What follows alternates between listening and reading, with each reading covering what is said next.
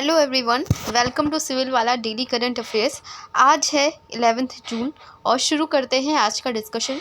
सबसे पहले आज का कोट देख लेते हैं जो गौतम बुद्ध के द्वारा है। सत्य के मार्ग पर चलते हुए व्यक्ति केवल दो ही गलतियां कर सकता है, या तो पूरा रास्ता ना तय करना या फिर शुरुआत ही ना करना।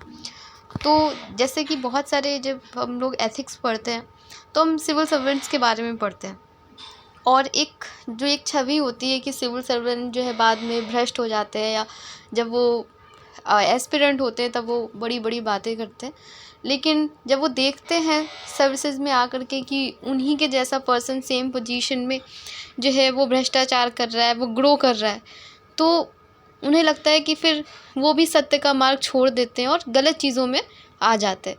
तो वही है कि आधा रास्ता तय कर देना, मतलब कुछ दूर तो चले सत्य के लिए, लेकिन फिर जब देखा कि सब लोग जो है गलत चीज़ें कर रहे हैं, भ्रष्टाचार कर रहे हैं, झूठ बोल रहे हैं, तो फिर आप भी उसी मार्ग पर आ जाते हो।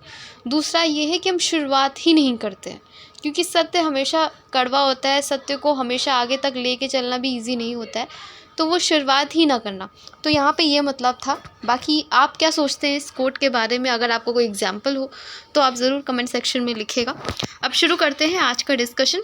आज का पहला क्वेश्चन देखते हैं जो कल मैंने आपसे पूछा था डिवीज़न का। जो जून 2024 में इलेक्ट्रॉनिक्स और सूचना प्रौद्योगिकी मंत्रालय ने निम्नलिखित में से किस संयुक्त राष्ट्र संगठन के सहयोग से नई दिल्ली में सुरक्षित, विश्वसनीय और नैतिक आर्टिफिशियल इंटेलिजेंस पर एक कार्यशाला की मेजबानी की है? तो इसका आंसर हमारा था यूनेस्को। आप लोगों ने आंसर भी किया था कमेंट सेक्शन में। आज का पहला क्वेश्चन देखते हैं। हाल ही में CSC SPV ने 1000 FPO को CSC में बदलने के लिए किस मंत्रालय के साथ एक समझौता ज्ञापन पर हस्ताक्षर किए हैं? Recently, CSC SPV signed an MOU with which ministry to convert 1000 FPO into SCCS? Option A है ministry of agriculture, ministry of communication, ministry of defence और मिनिस्ट्री ऑफ MSME। तो इसका करेक्ट आंसर था हमारा कृषि मंत्रालय, ministry of agriculture. The 1000 FPO को common service centre CSC में बदलने के लिए CSC SPV और कृषि मंत्रालय के बीच में एक समझौता ज्ञापन पर हस्ताक्षर किया गया है। इस पहल का उद्देश्य डिजिटल सेवा पोर्टल के माध्यम से FPO को विभिन्न नागरिक केंद्र सेवाएं प्रदान करने में सक्षम बनाकर ग्रामीण विकास और डिजिटल सशक्तिकरण को बढ़ाना है। ये कदम 2020 में शुरू गई एक योजना का हिस्सा है जो किसानों को प्रशिक्षित करना, रोजगार बढ़ाना और स्थायी आय का समर्थन करने के लिए है। नेक्स्ट क्वेश्चन की तरफ बढ़ते हैं। नेक्स्ट क्वेश्चन है हमारा, विश्व महासागर दिवस 2024 का विषय क्या है? What is the theme of world ocean day 2024? तो वर्ल्ड ओशन डे हमारा 8 जून को होता है। थीम हमेशा इंपॉर्टेंट होती है, 4 थीम्स दे देंगे और ये पूछ लेंगे कि ये किस डे की जो है थीम थी, तो ये भी आपसे पूछा जा सकता है। तो अलग अलग तरीके से सेम क्वेश्चन को पूछने का रहता है तरीका। और जैसे एक बार 2021 में पूछा गया था, TB डे से रिलेटेड थीम दिया हुआ था और पूछा था ये किसका थीम है। तो इस तरीके के क्वेश्चंस आते हैं। अब देखते हैं ऑप्शंस। ऑप्शन ए है हमारा प्लैनेट ओशियन टाइड्स और चेंजिंग, ग्रह महासागर ज्वार बदलते रहे हैं, नई गहराई को जागृत करना, अवेकन न्यू डेप्थ, पुनरुद्धार, महासागर के लिए सामूहिक कार्रवाई, revitalisation, collective action for the ocean. Option D है महासागर जीवन और आजीविका, the ocean live and livelihoods. तो इसका जो सही आंसर है वो है ऑप्शन बी, नई गहराई जगाओ। 8 जून को मनाए जाने वाले विश्व महासागर दिवस 2024 का उद्देश्य महासागरों के महत्व और उनके संरक्षण के बारे में जागरूकता बढ़ाना है। थीम नई गहराई को जागृत करे, समुद्री वातावरण पर मानव गतिविधि के प्रभाव पर केंद्रित है और स्थायी महासागर के प्रबंधन को बढ़ावा देता है।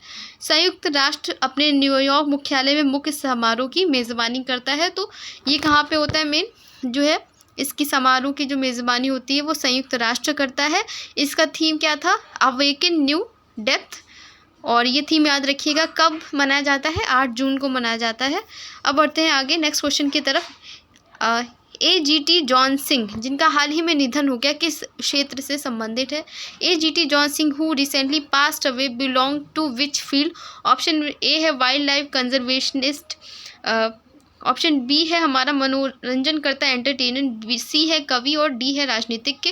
तो ये वन्य जीव संरक्षणवादी थे।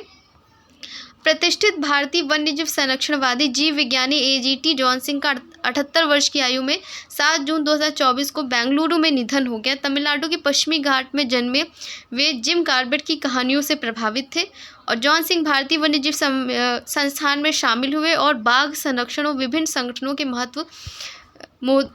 महत्वपूर्ण भूमिकाएं निभाई हैं इन्होंने। तो ये याद रखिएगा, क्योंकि आजकल जो क्वेश्चन पूछे जा रहे हैं, अगर आरओ जो यूपीपीएससी कंडक्ट करवाती है तो वहाँ पे उन्होंने निधन का जो है डेट वगैरह पूछ लिया था, उसको क्रम में लगाना था। तो ऐसे क्वेश्चन तो नहीं याद कर सकते, पर हाँ ये ज़रूर इम्पॉर्टेंट होता है कि जो भी चर्चित व्यक्ति हैं उनके निधन है, उनकी फील्ड आपको पता होनी चाहिए। नेक्स्ट क्वेश्चन की तरफ बढ़ते हैं। नेक्स्ट क्वेश्चन है हमारा, हाल ही में जर्मनी के म्यूनिख में ISSF विश्व कप 2024 में पुरुषों की 10 मीटर एयर पिस्टल स्पर्धा में स्वर्ण पदक किसने जीता है?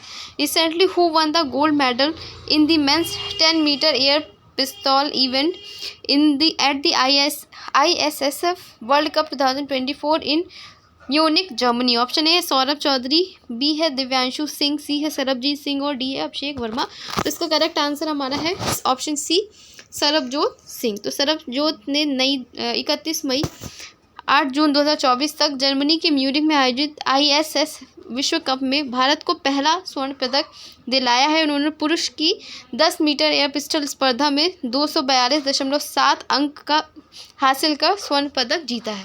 तो ये याद रखिएगा कि इनका जो गेम है वो क्या है। नेक्स्ट क्वेश्चन तक की तरफ बढ़ते हैं। नेक्स्ट क्वेश्चन हमारा, हाल ही में खबरों में रहा मोंगला पोर्ट किस देश से संबंधित है? तो ये ज़रूर याद रखिएगा, कोई पोर्ट वगैरह न्यूज़ में रहता है, इंपॉर्टेंट रहता है। ऑप्शन ए है बांग्लादेश, बी है म्यांमार, सी है श्रीलंका और डी है भारत।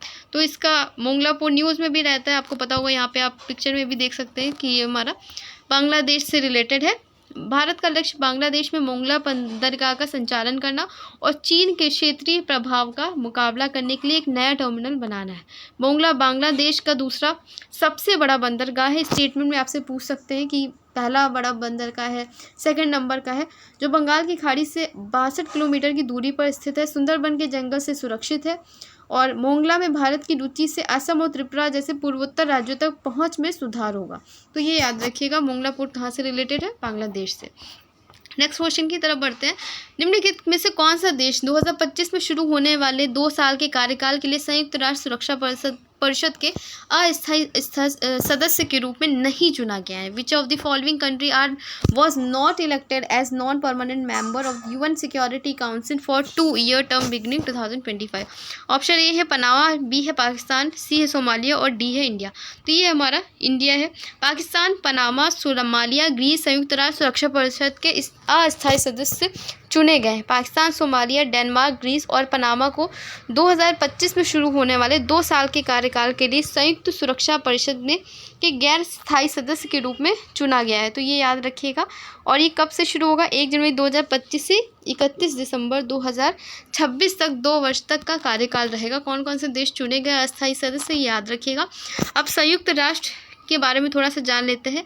संयुक्त राष्ट्र जो है इसकी जो है कब स्थापना हुई थी, कब स्थापित हुआ था? तो ये हमारा 24 अक्टूबर 1945 को हुआ था। मुख्यालय इसका न्यूयॉर्क USA में है। और भाषाएं इसमें कौन कौन सी है? अरबी, चीनी, अंग्रेजी, फ्रेंच, रूसी, स्पेनिश। सदस्यता 193 कंट्रीज़ इसकी हैं। और 93वां कौन सा है सदस्य देश? दक्षिण सूडान। इसके प्रथम महासचिव थे ट्रिंगवे हल्बदान ली, नॉर्वे के। और 9वें हैं एंटोनियो गुतेरस, पुर्तगाल के। संयुक्त राष्ट्र दिवस हर साल कब मनाया जाता है? 24 अक्टूबर को मनाया जाता है।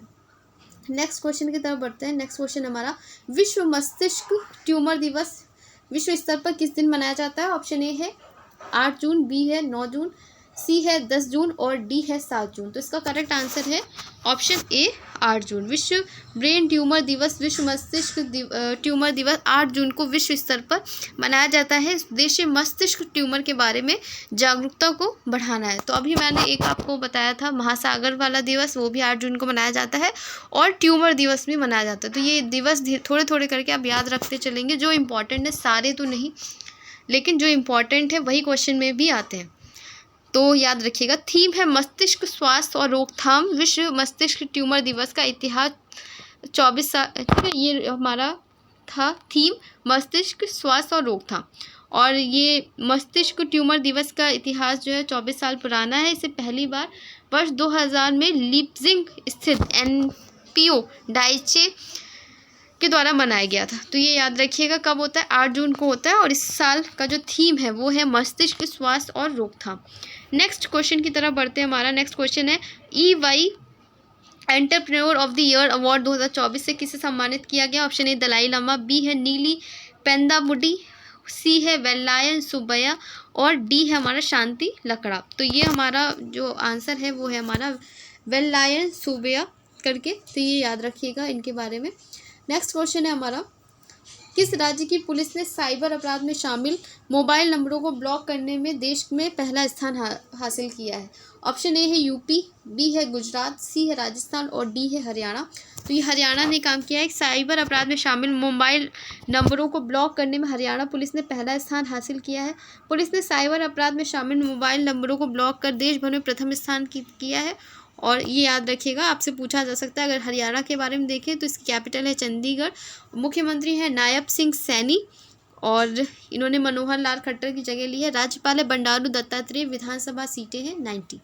तो ये एडिशनल इन्फॉर्मेशन थी हरियाणा के बारे में। नेक्स्ट क्वेश्चन की तरफ बढ़ते हैं और आज का लास्ट क्वेश्चन भी है, जून 2024 में निम्नलिखित में से किसे मोबाइल सक्षम आपदा लचीलेपन सेल ब्रॉडकास्ट इमरजेंसी अलर्टिंग के माध्यम से परियोजना के लिए संयुक्त राष्ट्र के WSIS 2024 चैंपियन पुरस्कार से सम्मानित किया गया। ऑप्शन ए है नाबार्ड, बी है RBI, सी है सेंटर फॉर डेवलपमेंट टेलीमेटिक्स और डी है national institute of communication finance. तो इसका सही आंसर जो है ऑप्शन डी है national institute of communication finance, याद रखिएगा।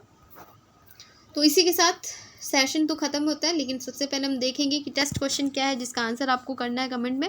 EY world entrepreneur of the year award 2024 से किसे सम्मानित किया गया है, इसका आंसर आप करिएगा। और मिलते हैं कल एक नए डिस्कशन के साथ में। तब तक अपना ख्याल रखिए और अपनी पढ़ाई करते रहिए। धन्यवाद।